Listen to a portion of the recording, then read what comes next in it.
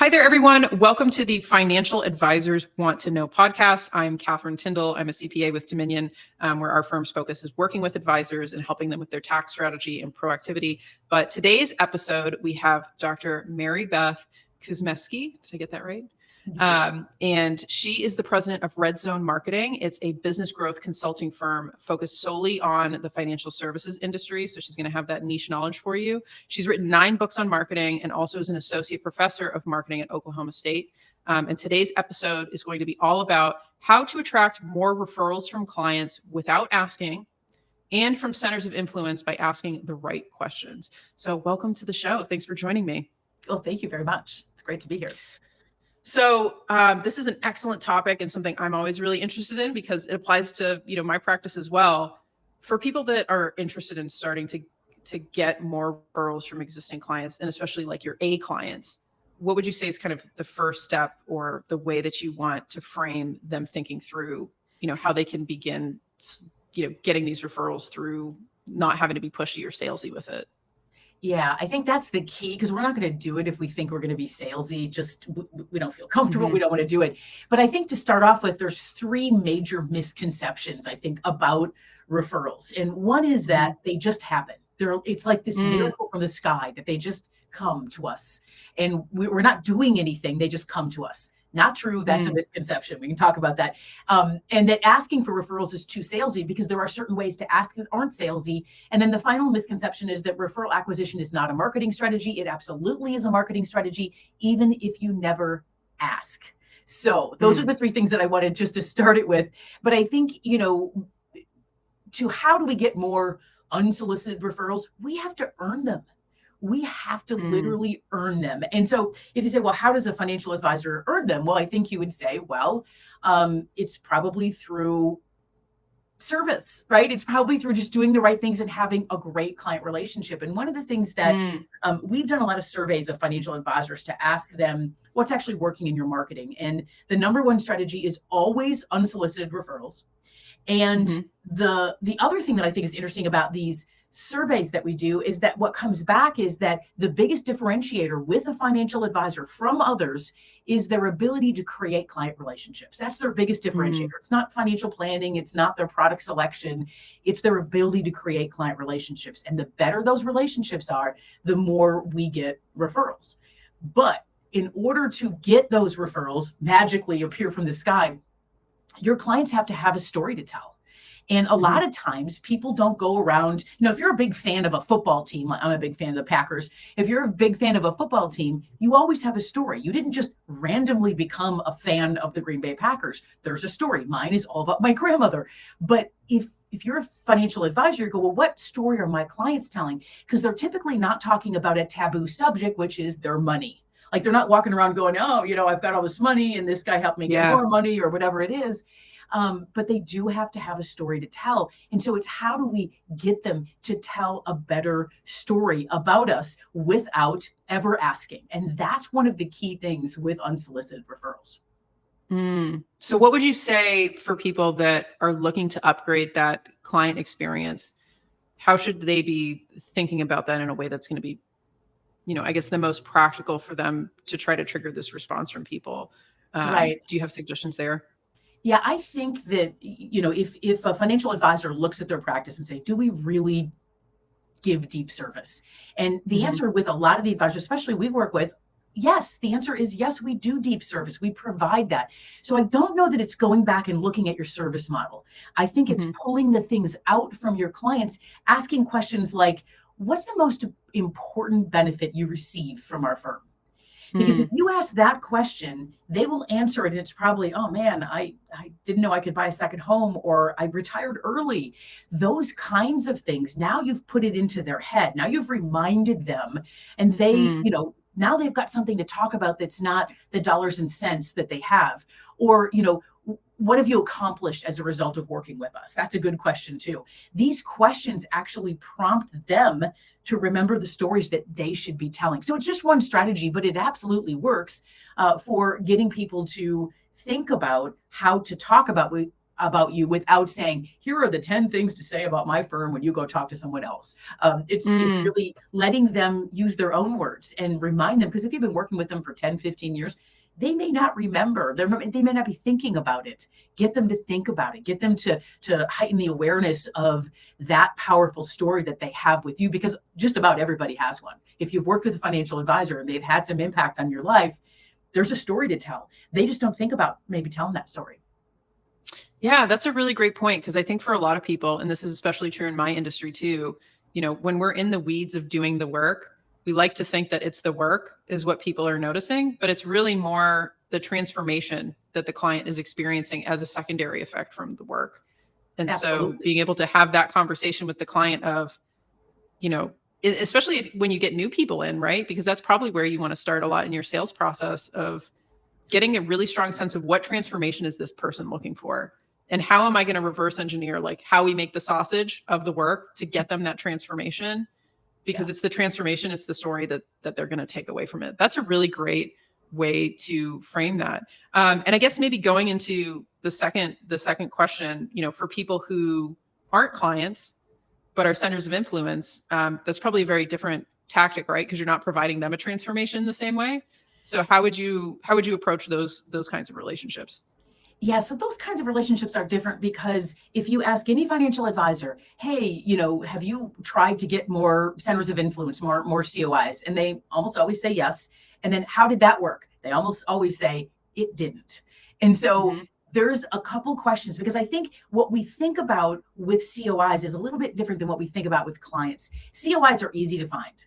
They're all over the place. There are CPAs, divorce attorneys, estate planning attorneys, all different kinds of professionals that a financial advisor could make a good synergistic partnership with. But the problem is that you have to ask a couple of really good questions to see if it's going to work in the beginning. We've done a lot of research actually on this very topic, because we couldn't figure out why, if you're doing all these things right, if you're giving the CPA referrals, why aren't they giving them back to you? There's a reason for that. So what we found out is there's two main questions to ask. The first one is, as you are approaching a COI and you're starting to have some interaction with them, are you actively growing your business? Because if they're not actively growing their business, what we have found is that they do not become good referral partners. Because you're not going to sit down with somebody you've been doing their taxes for 20 years and say, oh, I think you need to see a new financial advisor. I just met with this guy for lunch last week. You should probably talk to him. Like, the conversation doesn't come up. But the second question is even more important, is where does your new business come from?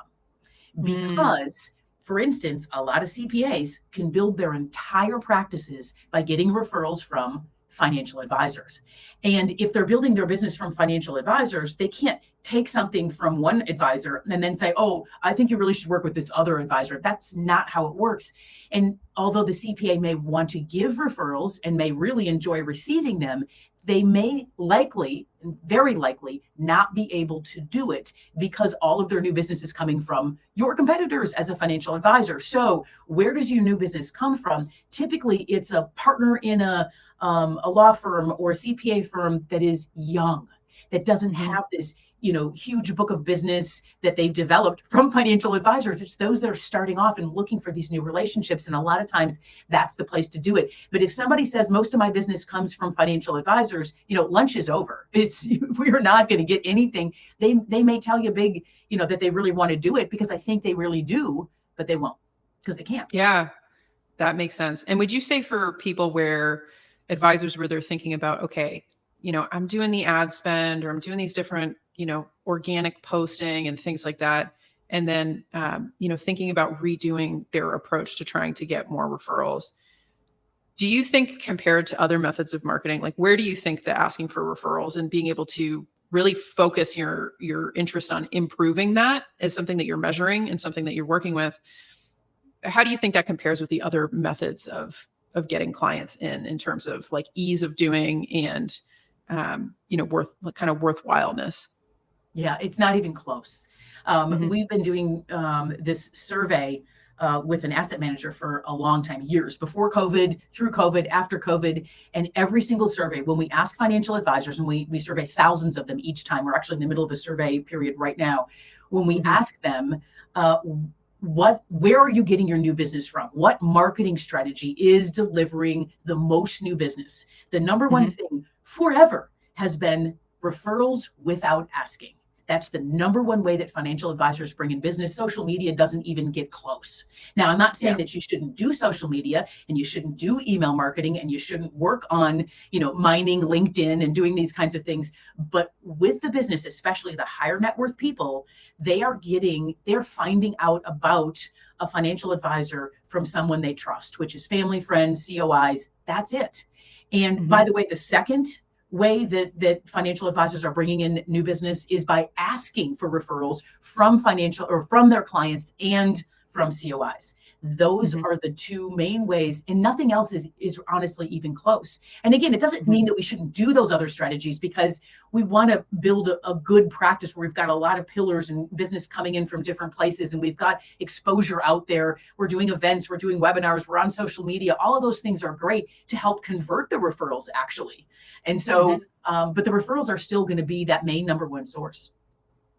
Yeah. And so I think for people, when they get tempted of, oh, well, maybe I just need to do a podcast, or maybe I just need to do, this or that, is the core advice that you would have for them is rethink how you're doing the referrals, have this be something that is, you're making structured improvements for how you're building out these conversations and these relationships so that you can get this behavior from people, psychologically.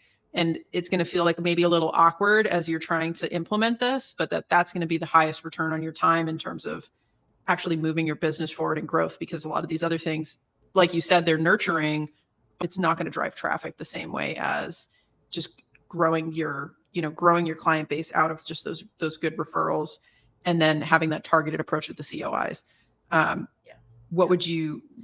that align with what you think? Yeah, absolutely. We recommend that advisors, their number one after referral acquisition, which is not asking and asking. And there's a lot of strategies for actually asking that isn't like the salesy asking, but not asking and asking, meaning service and giving them some stories to tell, and bringing up the awareness of asking for referrals. Like, somebody says, hey, how's business? A lot of clients will ask that to a financial advisor and say, oh, actually, business is pretty good. Over the last month, we've gotten several introductions from some of our clients, and they've turned into new clients. We love that so much. It's been great. We're so grateful to have these new clients come into our practice.